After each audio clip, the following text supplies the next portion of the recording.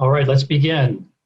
Welcome to our second Croatan conversation. I'm Josh Humphreys, President and Senior Fellow of Croatan Institute and co-founding Senior Strategist of the Institute's Organic Agriculture Revitalization Strategy. I'm really pleased to moderate this second conversation with a thoughtful set of our partners working at the intersection of regenerative agriculture and resilient food systems. And today we're talking specifically about fixed income investing, taking a very specific asset class perspective on this topic. So just a few preliminary notes. We are going to be recording today's conversation and we'll be rebroadcasting it on the Institute's YouTube station, where we're also live streaming this currently. For those of you who are able to attend via Zoom, you can use the question and answer box for all questions, and our team at the Institute will gather those up and we'll walk through them roughly over the last 20 minutes of the hour. And if you're watching us live on YouTube, then you can just write your questions in the comments, and again, our team will gather them up for us and we'll go through them at the end. I also would like to let folks know about our third Croatan conversation coming up this fall. It is on worker representation on boards, led by our colleague Liz Umlas, a senior fellow at the Institute based in Geneva, Switzerland.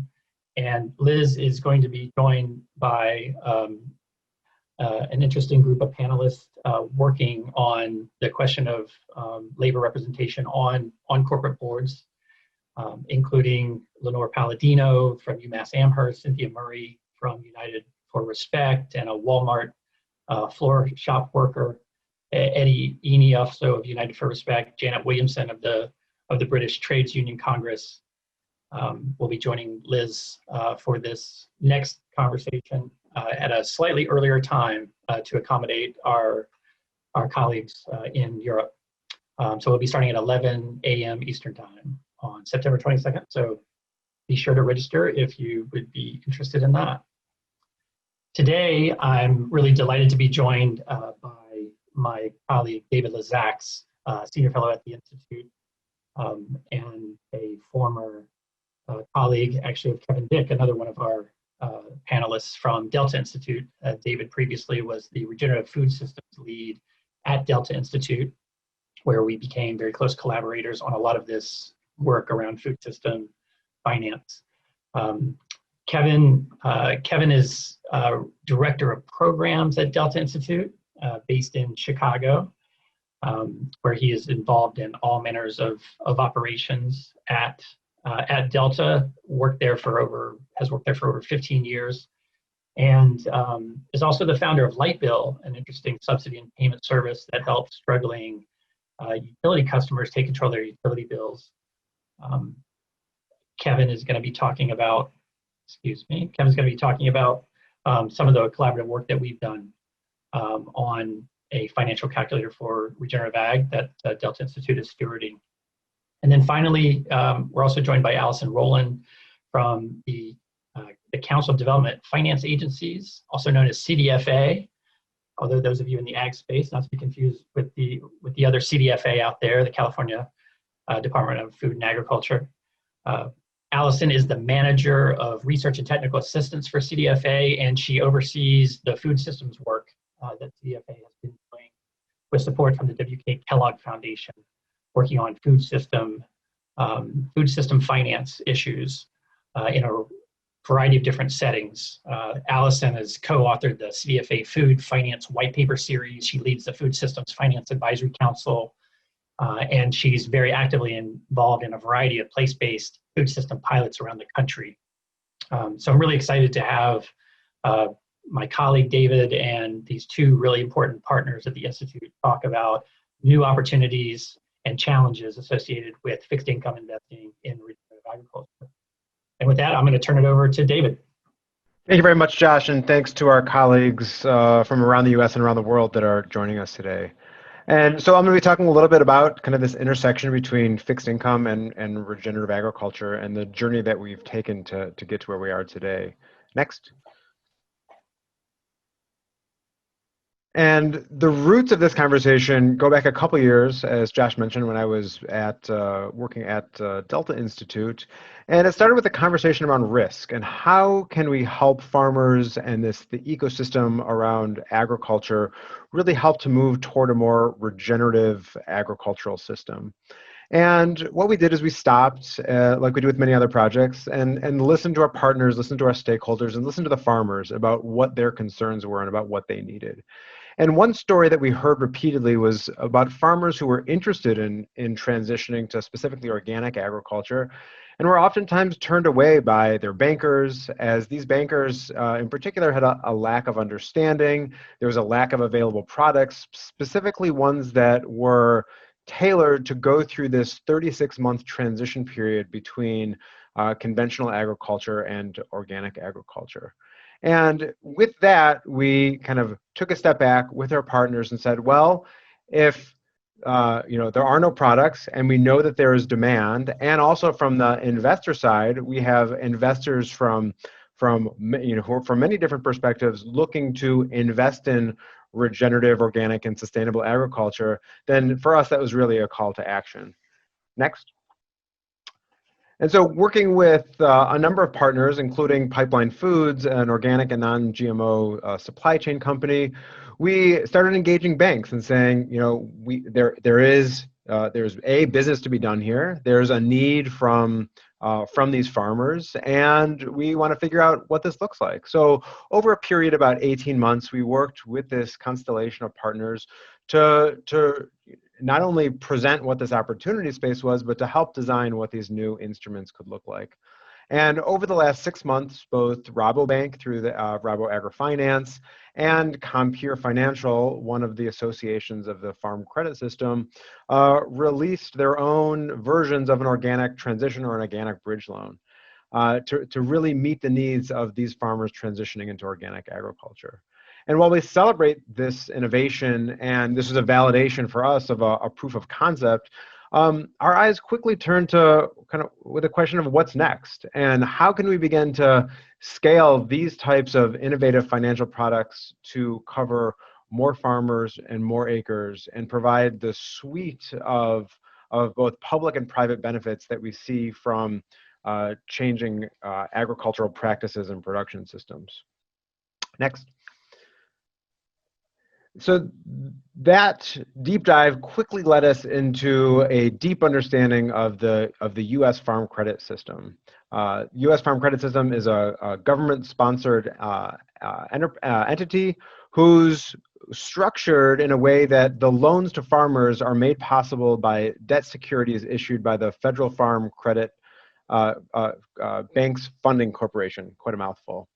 And looking at all of kind of the farm sector debt, data from the USDA Economic Research Service shows that of the over $400 billion of farm sector debt, most real estate debt is held by Farm Credit, and non-real estate debt is held by a constellation of commercial banks. And given the roles that both Farm Credit and Farmer Mac, who plays in the secondary space here, and that most of the capital flowing through agriculture actually touches fixed income one way or another, we knew at that point that that needed to be a focus of our work going forward through some of the work that's come out through the Soil Wealth Report last year, and specific kind of tailored work around what some of these initiatives might look like around the fixed income space relative to other asset classes. Next.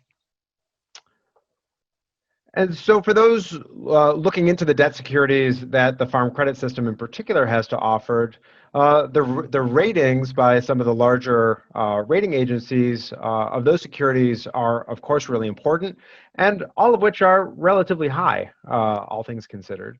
And Josh, in a little bit, will talk a little bit more about why those are as they are. But for us, we looked at it with a slightly different lens. And that said, I have the blessing, I guess, or the curse, depending on how you look at it, of how can we, thinking about this challenge of how do we change or adapt systems as we try to figure out how to live on this planet a little while longer. So while the commentary that I'm going to provide is really more about how we design a better future, really not about a critique of the current or the present. And what we're looking at in particular is the categories of financial materiality that might not be part of some of the assessments of the repayment ability and the and current and future ratings that are used to assess farm credit system securities. And while one way of looking at this, as shown in the bottom there, is the Sustainability Accounting Standards Board, is looking at this suite of environmental, social, and governance factors that affect companies. And so while there are many factors that, of course, go into ratings of today and potentially ratings of the future, some that we think deserve a little bit more attention, next, do fall in this, I would say, ESG space, but ones that have specific materiality to the ability for repayment. So from the perspective of agriculture, we really treat our soil like dirt. And the USDA estimates that we lose about 1.7 trillion tons of soil per year from cropland in the United States. And from that, a global estimate that the United Nations has put forward is that there's about 60 years left of soil if these rates were to continue.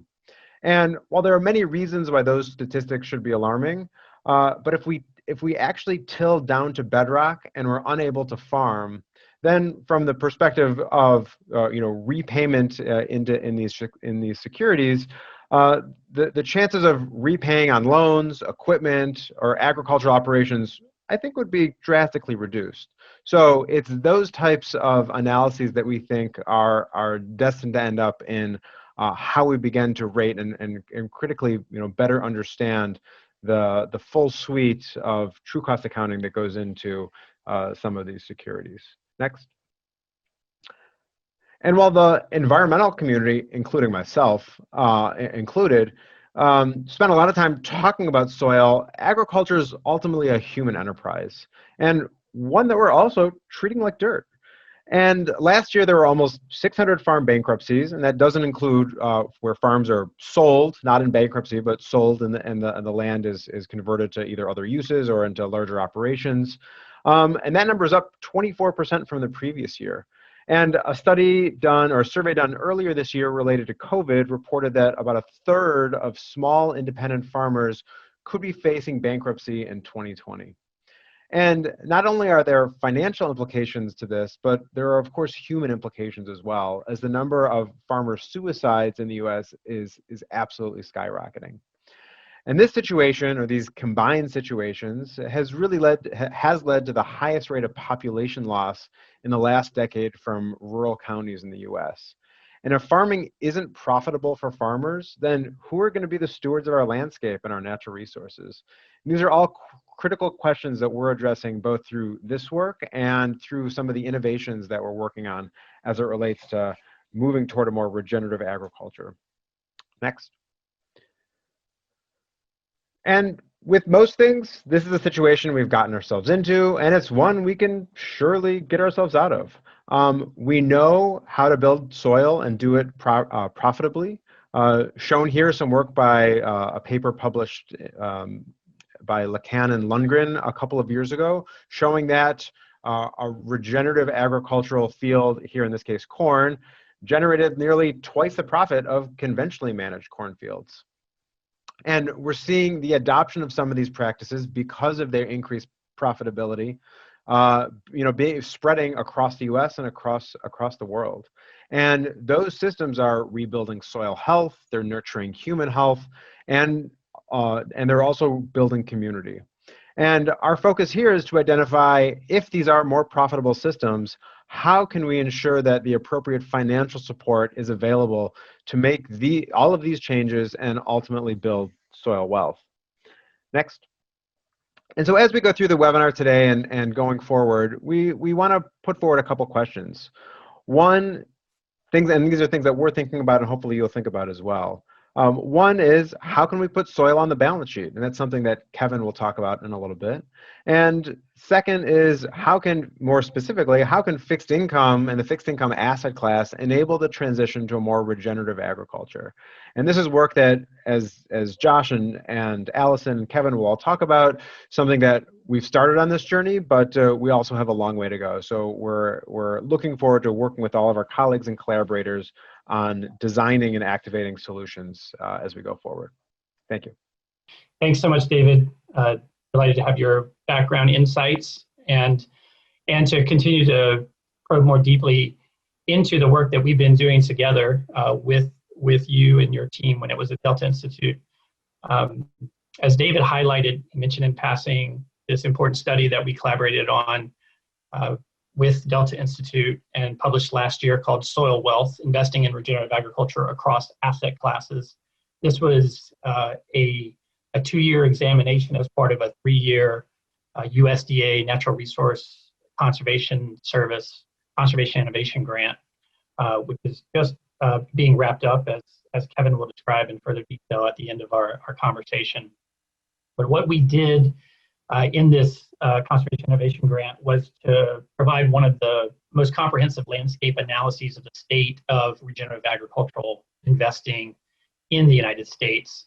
And we quantified this universe to the extent that we could. And we identified nearly a $50 billion marketplace of investment funds that were already integrating some form of regenerative agricultural criteria into their investment decision-making process. This is just one piece of a much larger and rapidly growing investable universe in the United States focused on so-called sustainable agriculture, which we're tracking at over $320 billion. So regenerative practices along the lines of what David described, those that we view as critical not only to building soil health, but also social and rural community wealth, are extremely important, and investors are seeking different ways of getting exposure to it. As you see in these tables that we published in the Soil Wealth Report, fixed income is one of numerous asset classes that are giving investors exposure, but in very limited ways. The lowest number of funds that we could find in any asset class were in the public market side of fixed income investment. We only identified 3 funds with about $5.3 billion in combined assets under management that had integrated regenerative agriculture features into their activities. Yet subsequently, and in parallel to this work funded by the USDA, we've been collaborating with Delta on a more pointed examination of fixed income investment opportunities, digging deeply into the farm credit system and into securities issued by the other GSE Farmer Mac. And generally what we're finding is that this public bond space is something that is growing in different ways. As you'll see here, we identified that many investment managers in the fixed income space, bond buyers, are very much committed to embracing sustainability within food and ag, but they haven't really embraced this regenerative thesis yet, and are looking for opportunities to do so. We surveyed and interviewed numerous bond buyers about their appetite for this kind of debt, and many of them are intrigued by it and indeed are engaging with issuers such as Farmer Mac and Farm Credit, who themselves are aware of the rising tide of environmental social governance investing and impact investing, and they're trying to develop debt products that respond to this. But to be honest, very few of the bonds that are being issued by the GSEs are really meeting that need. But we have an interesting opportunity to engage with the issuers, as well as the kinds of underwriters that are creating these securities, and to make sure that they understand that the growing tide of investors really do want exposure to this.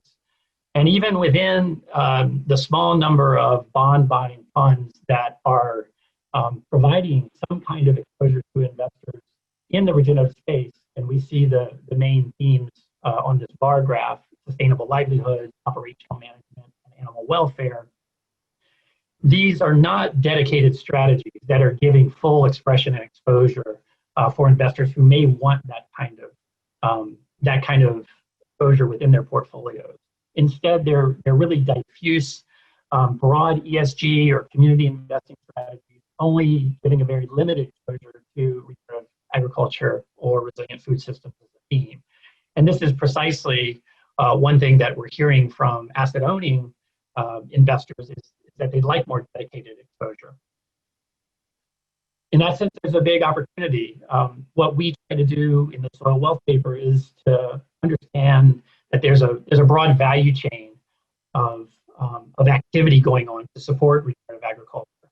And what that means is that it's helpful to think in terms of the entire portfolio that an investor may deploy, because frankly, not all investors are alike. And different asset classes give you different opportunity sets. So we take a total portfolio approach in much of our work at the Institute, and that's no different in food and agriculture. And we see the deepest exposure to regenerative agriculture in real assets, as well as in private debt and private equity. But we see a real opportunity to build on not only the real asset space, because obviously farmland is critical to extending regenerative organic systems, but in terms of the pool of capital, we think bank lending and the public markets in fixed income are high priority areas for increasing investment into regenerative agricultural value chains, not only into farms themselves, but also before the farm gate and after it, within the entire system that are supportive of these kinds of transitions that are occurring. After all, if you think about the bank sector, David already kind of described it from the GSC side, but if you also consider that rural banks and agricultural banks in the private sector are also leading kinds of often lenders into the farm space. We've got a combined pool of something like $370 billion of assets to tap between farm credit and our rural agricultural banks. And so that's clearly an order of magnitude higher than what we actually see just in the regenerative agriculture investment space in the US today. So there's a huge opportunity to tap these pools of capital in these other asset classes. Within fixed income, we identified in our soil wealth study roughly 9 distinctive investment mechanisms, instruments, or approaches that we think are on a spectrum of readiness for application to regenerative agriculture. And as you see here in the second row, not many of them are very well developed. We see them as something that could be applied. And fixed income is a very tried and true asset class, often very conventional financing when we can keep it simple. And so what we're trying to do, building upon our soil wealth analysis, is to give people exposure to new opportunities using these very conventional kinds of asset classes, in addition to the normal ways in which most investors are getting access to the space, which is frankly through alternatives. So the public markets are a real huge opportunity. It's a nut to crack, and we're trying to work on ways to do it. Now, among those mechanisms are things like green bonds, and we write at length about the opportunity associated with green bonds that are targeted to regenerative agriculture. Indeed, the Climate Bonds Initiative has recently promulgated its second version and a fuller set of climate bond standards for agriculture. Curiously, the first wave was really focused on indoor agriculture in Mexico, a very unique kind of case study to develop standards from. This new round that's emerged over the last year is more comprehensive, it's broader based, it still doesn't include livestock. Curiously, the word regenerative doesn't even appear in the standard. So there's a real dislocation going on in the marketplace, the sustainable investing marketplace. And frankly, I think a lot of standard setting bodies and a lot of practitioners are frankly having a hard time keeping up with the rapid pace of change. So what we're trying to do is to basically move ahead of that curve and to pilot work around place-based investment models that could tap the public tech markets. And we have a new USDA-supported conservation innovation grant building upon Delta Institute-led SIG here at Croatan Institute that focuses on one of those mechanisms, namely land-secured, property-assessed financing. Some of you who may be active in the clean energy investment space will be familiar with property assessed clean energy or PACE financing. Ultimately, PACE is rooted in a mechanism, a financial mechanism that involves the assessment of property taxes in order to basically pay back loans to property owners to make improvements. For PACE, it's putting renewable energy often on commercial property or on residential real estate. And PACE has had interesting successes and some challenges in different places. We think the underlying mechanism, though, is perfectly suited for agriculture, in large part because property assessed land secured financing has been used to build out all kinds of rural infrastructure going back to the Depression. And as many of you may know, agricultural land already benefits from a present use value assessment. That is to say, property taxes are lower on agricultural land than you would find in residential higher property tax jurisdictions. So basically using the property tax privileges could be a really interesting way of financing transition on land. And by making these securities land secured rather than asset backed, ultimately, we are able to unburden the farmer from this. That is to say, creditworthiness is not based on a farmer or their particular credit score. It's really on the value of land. And as David has suggested, we're beginning to understand through complicated risk metrics that a lot of land is really in serious risk of losing value. And we're beginning to see opportunities to enhance value through the regenerative organic system. So we're piloting this work in 4 different geographies in 6 states around the country over the next 2 years with the support of about 18 different partners, including not only the USDA, but also mission-aligned businesses such as Patagonia with Organic Valley, the nation's largest organic farmers cooperative, as well as smaller individual growers who are involved in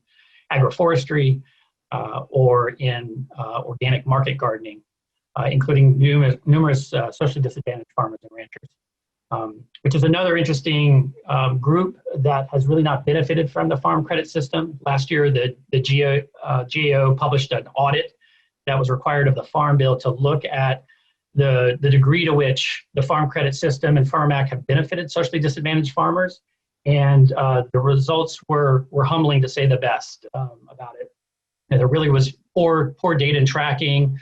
So there's a huge racial equity imperative, as well as an opportunity to empower women by targeting loans through the issuance process, creating securities in a tailored way that can either be hinged back to regenerative organic agricultural districts or specific geographies. So we're really excited to work with a wide array of partners around the country in exploring this one mechanism. But as you saw, the soil wealth agenda that we've articulated involves numerous mechanisms. We're eager to work on others as well. And with that, I'm going to turn it over to Allison Rowland to talk about the CDFA's work in this space and other kinds of fixed income mechanisms. Great. Thank you so much, Josh, for having me today, and I'm happy to be here. So my name is Allison Rowland. I'm with the Council of Development Finance Agencies, or CDFA. And for those of you who do not or are not familiar with CDFA's work, we do a lot of work around education, advocacy, research, providing resources and networking for the entire development finance spectrum. We've been around for 40 years, and we really got ourselves started about 40 years ago with a group of development finance professionals banding together, forming CDFA to lobby in Congress for improved and better bond legislation. And so we've really evolved over this time. But for the sake of this conversation today, I'm going to stick in talking about our work that we have been doing in the food system space. So next slide, please. Legal disclaimer. I'm not here to give you any, you should get professional advice, expert advice if you need it. All right, moving on. The Development Finance Toolbox. This is how CDFA really looks at the broader landscape of what development finance is and how these tools can be applied to various sectors. And so we'll start with the bedrock tools. They're the foundation of development finance, and those are bonds. Whether they're municipal bonds that are issued every single day all across the country to build roads, bridges, and sewers and things like that, to industrial development bonds, which are also just small manufacturing bonds that are used throughout the food system to support processing as well as other industries, or 501c3 bonds, which are used for nonprofit agencies. But bonds are one of the most reliable, most affordable sources of capital that are out there in the development finance toolbox. The other categories of the toolbox include targeted tools, which includes tax increment financing, special assessment districts, or tax abatements. Not listed on the slide, it also includes PACE, which Josh was just mentioning in his presentation. The next category, we have investment tools. So these are largely tax credits, and then more recently, in addition to this category, would be considered opportunity zones. We have access to capital lending tools like revolving loan funds, loan guarantees, and that kind of startup venture, seed and venture capital for emerging businesses. And then we also have the federal support tools, those kind of funding mechanisms from the federal side of things, which largely includes grants to help support projects in the capital stack. So moving on to really our food system work and how those different categories of the food system, how those different categories of the toolbox can be applied to the food system. Our initial research started with looking at the clean energy or energy efficient sector, and 15, 20 years ago, how that sector was considered a very risky investment. And was often considered, ill-defined, with there being a lack of data and metrics to really assess the performance of that class. And over time, this sector, the clean energy sector, band together to reduce barriers to risk and provide those performance measures and metrics to now become one of the strongest investment classes out there. So next slide, please. So as we were looking at the food system initially, we saw a lot of similarities between that clean energy sector and the food system and what it is now. And so we decided we wanted to give the food system a real definition for the entire food system. We wanted to reduce fragmentation because that is exactly how the clean energy sector did it. So we came up with these 6 definitions of the food system. They're not all encompassing. You can fit your business or your organization in more than one of these categories, but these are the basic categories of the system. So we have social enterprise, agriculture and food production as a whole, entrepreneurs, industry, which is a really broad range of actors in this category. So anything from food processors to servicers to distributors, packagers, they all kind of fit in that industry category. And we also have institutional buyers, those institutions who are purchasing such large quantities of food and really driving a supply chain. So like schools and hospitals and prisons and so on. And then the last category we have is infrastructure, which is more of the facilities, the physical infrastructure that aids in retail or production, processing, storage, distribution of food products as a whole. So taking these 6 categories of the food system and the different categories of the development finance toolbox, we started looking to see where these things intersect and what financing tools can be used in what categories of the food system. So next slide, please. So we began using this white paper series as, more of our guiding our preliminary research into our larger educational piece at CDFA in development finance and really merging it with food systems. And we came up so far with these 5 papers. We're the 6th paper is in the works, but from these 5 papers, we were able to merge the different development finance tools with the different categories of the food system. And so next slide, please. I just want to give a few high-level views of some case studies that we featured that were really successful at deploying mainly bonds for the sake of this conversation, but were really successful in deploying these traditional development finance tools. So Jasper Meats is a meat processor in suburban Chicago. They needed a new facility to increase their capacity. So the local development finance agency for the state, which is the Illinois Financing Authority, was able to issue them $3.2 million in industrial development bonds, small manufacturing bonds, to construct that facility and purchase new machinery and equipment. Next slide, please. This is a great example of 501c3 bonds being used across our food system. Project Angel Food is a nonprofit organization in LA that provides healthy meals to those who are critically ill. And they were able to get a 501c3 bond from the California Infrastructure and Economic Development Bank, a DFA in the state of California, to refinance their building and keeping them aligned with their mission and still being able to deliver all those healthy meals. Next slide, please. And so another example of just a revenue bond. This is a great example of an infrastructure piece in our food system. A cold storage facility in Ohio needed an expansion.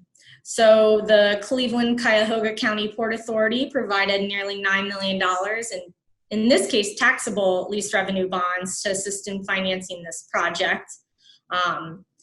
Essentially how that worked for this scenario was the Port Authority acquired the project site, and as Great Lakes Cold Storage pays down their debt payments, their debt services, that they will then be able to purchase that site back for just $1 from the Port Authority.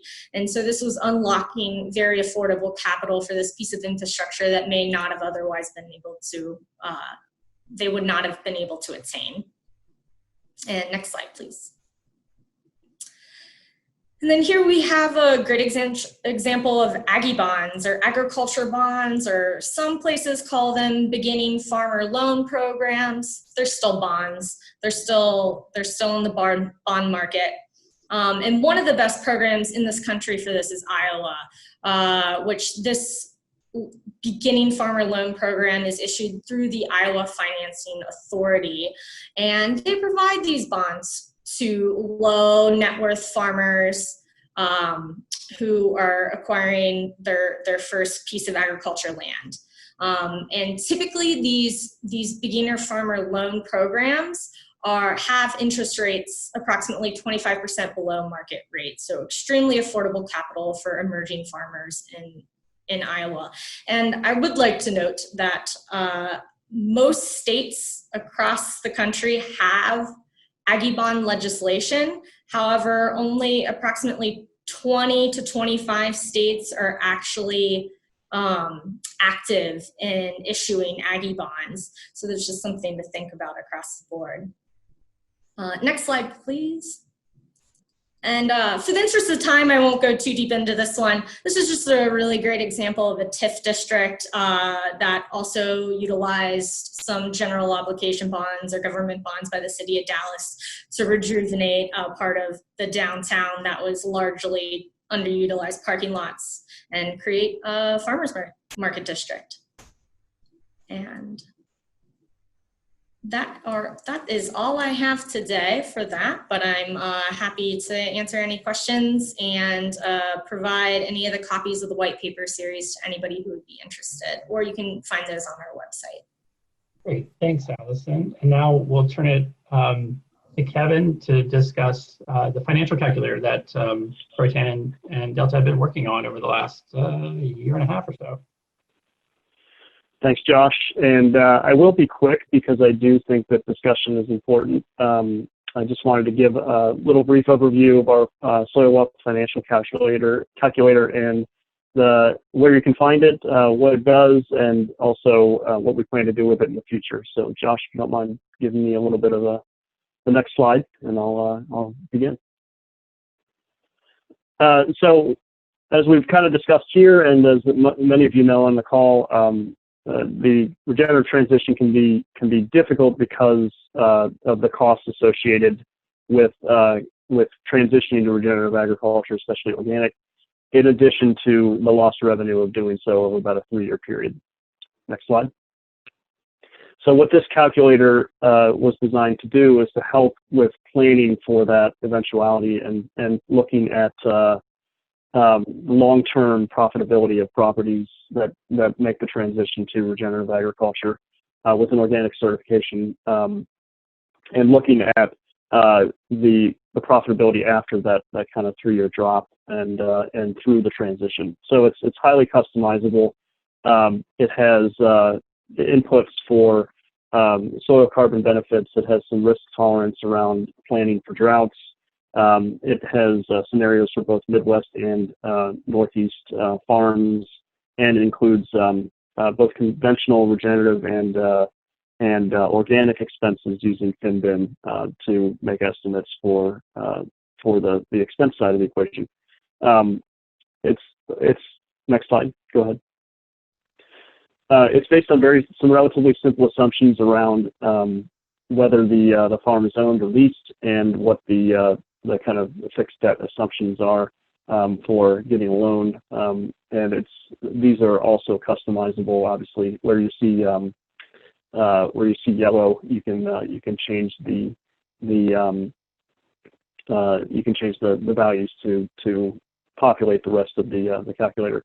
One interesting part of this is that you can change regenerative transition values to look at long-term income of just regenerative as well. It doesn't need to be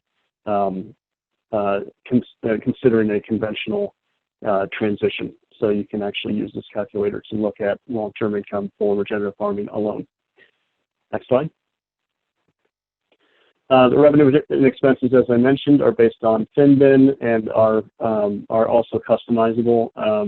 The pricing is also customizable for the revenue side, as are the government payments. And this is all supported by a number of well-researched sources that can be looked up and are linked within the calculator. Next. It includes looking at a traditional crop rotation, which is also customizable, so it can be looked at for a particular farm. And then the calculator includes a conventional and regenerative comparison of both sides of the balance sheet, and these can be looked at and provided as exhibits in making investments and in looking at underwriting for loans. Go ahead. The profit and loss statement also includes the operations and depreciation. So one of the things we are looking at going forward is adding cash flow, because obviously depreciation doesn't necessarily have to be part of that equation. So the income statement is very focused on the investment of a transition, and not as much around the operations and operationalization using cash flow statements. One of the things we do want to add is cash flow statement to make this easier. Next slide. And then obviously net income can be considered across conventional, regenerative transition, and regenerative to look at how the property would be performing over an 18-year period. That can be extended out, but this is pretty typical. Next slide. And you can find this calculator on GitHub. The reason we put it on GitHub is because we want it to be updated and used by the community. GitHub is a software repository and version control system used by basically every software you've ever used, and it has tens of millions of users. This is public. It can be downloaded and used as is. It has an MIT license, so you can go ahead and use it as you see fit. And also, if you are willing to contribute, we would love to have that. You can fork it and clone it and contribute back to the source. One of the benefits of GitHub is it does have a feature request and bug reporting. So if you see something you'd like in this calculator, or that it's not doing that you would like it to do, or if it has, if you notice a minor bug, we've researched it fairly well for bugs.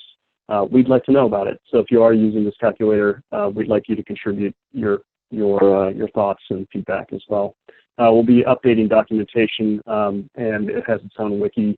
And it's also search engine optimized because it is on GitHub. It's easy to find and can be used and expanded on. In addition to the calculator, we'd love to see other tools that can help with fixed income investing in regenerative agriculture come up and would likely end up on this GitHub repository. So any questions on this, I'm happy to answer. It's a familiar way for software to be distributed and used, but I recognize this community may not be up on that. Next slide. So as I mentioned, we'll be doing some feature updates ongoing, but this is available for you to use, and I'm happy to answer any questions about it. Thanks, Josh. Great, thanks so much, Kevin. Really excited to finally see that work in the light of day, and really look forward to folks' feedback on it. It's the kind of calculator that really helps people understand both the financial challenges associated with regenerative organic transitions, but also the long-term opportunity set. And I think many folks interested in this work are long-term investors intrinsically, and so the opportunity is really huge. As David mentioned, the kind of engagement that we've been doing with banks to develop organic bridge loan products is really beginning to provide the pathway for all kinds of folks to go through this 3 to 5 year transition and to use more patient capital. We've got a lot of questions that have come through the Q&A box and on YouTube. And I'm going to try to bundle these together, knowing that we've only got about 10 minutes left. And some get really specific and others remain at a fairly general level. I will start maybe just by dispensing with a few questions.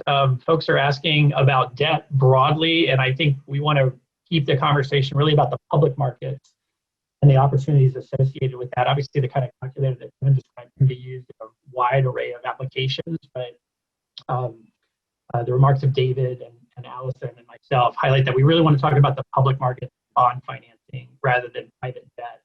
In this conversation, we hope to have more focused conversations about private debt opportunities, and please look to Soil Wealth if you'd like to get our latest take on the private debt markets. Ultimately, we've got folks who are interested in things like the cost of capital when you use bond financing. One of our colleagues up in the Great Plains asks, you consider the cost of capital once it got to producers after going through all of this intermediation, and how that intermediation, the cost of intermediation, affect the producer's ability to embrace regenerative practices. And they're asking if, the amortization loans are the only way things get financed, or if there are any direct investing going on. I would quickly say that generally, if we can get this going through the farm credit system, on average, the farm credit system loans are discounted versus private market debt by about 25%. They've documented. Aggie bonds can be even more. And indeed, one question that's presented, and I may throw this in Allison's direction, is about Aggie bonds. The question is, how do you think about the balance between providing lower interest rates for Aggie borrowers and attracting investor attention? Do Aggie bonds offer lower returns despite higher relative risk profile of low net worth farmers? How do you kind of square that circle? And there's some other Aggie bond questions that I'll go ahead and put on the table, since Allison will probably be the first to respond. You mentioned that many U.S. states don't actually issue them. Why not? And I think I'll let you start answering those.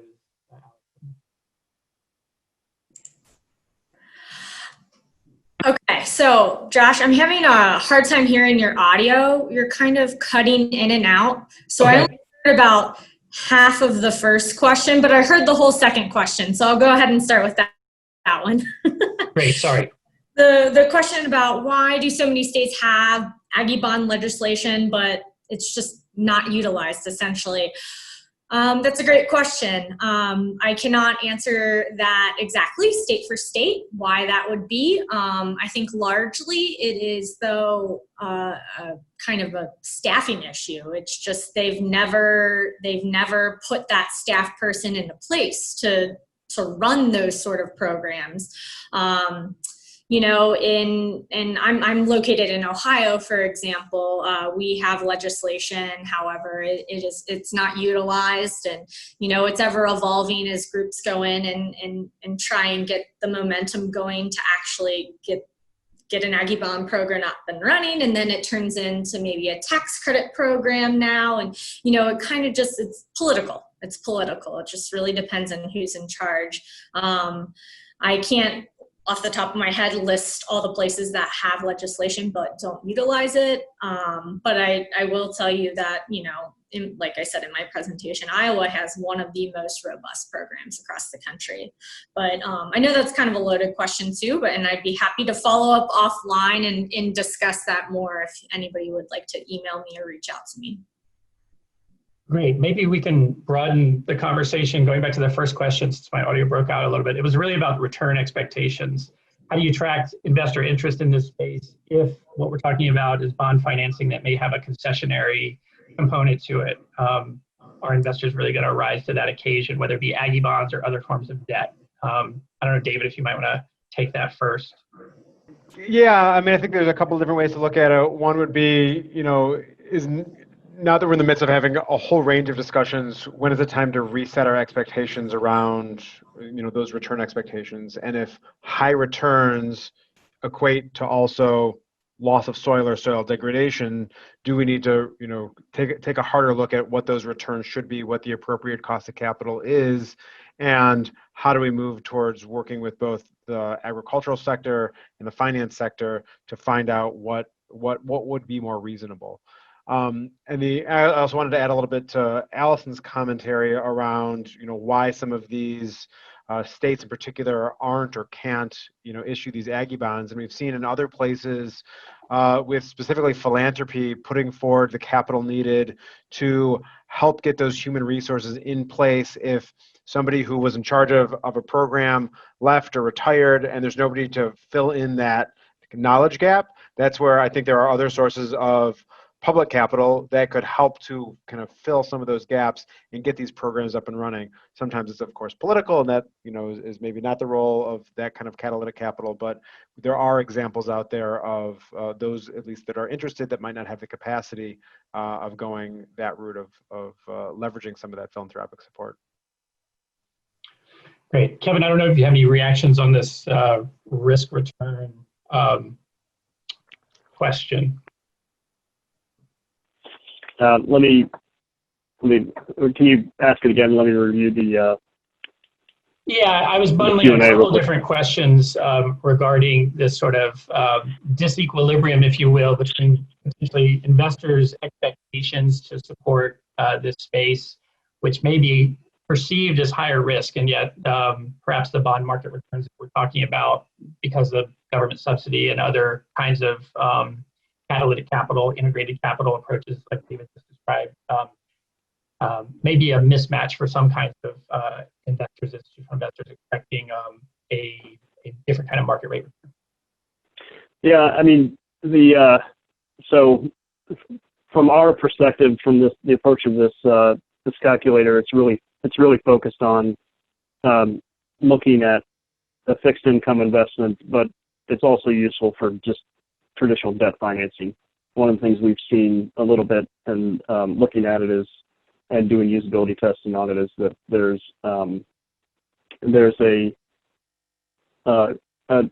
a need for a bridge loan oftentimes, and that's something that is available using kind of a 3-year interest-only loan and then following it up with an amortized 5-year loan.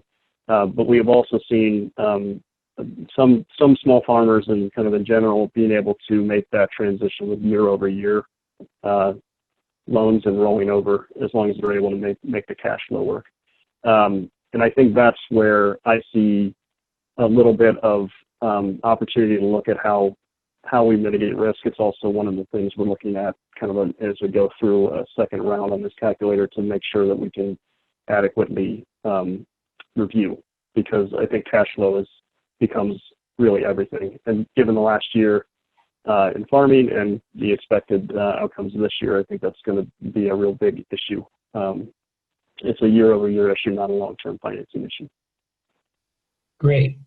Well, with that, I'm going to draw the second Croatan conversation to a close. I want to thank again our fellow panelists, Kevin Dick, Allison Rowland, my colleague David LeZaks. I also want to thank Delta Institute for co-hosting the second event as part of this long-term work that we've been doing around fixed income investing, much of which has been supported not only by the USDA, but also by the McKnight Foundation. So thanks to both of those funders for supporting us in this work. We didn't get to a lot of more technical questions and detail about some of the specific deals and mechanisms, but all of us would be delighted to follow up with you offline. So please reach out to any of us in the future. I look forward to seeing you all at our next Croatan conversation next month. Thank you very much.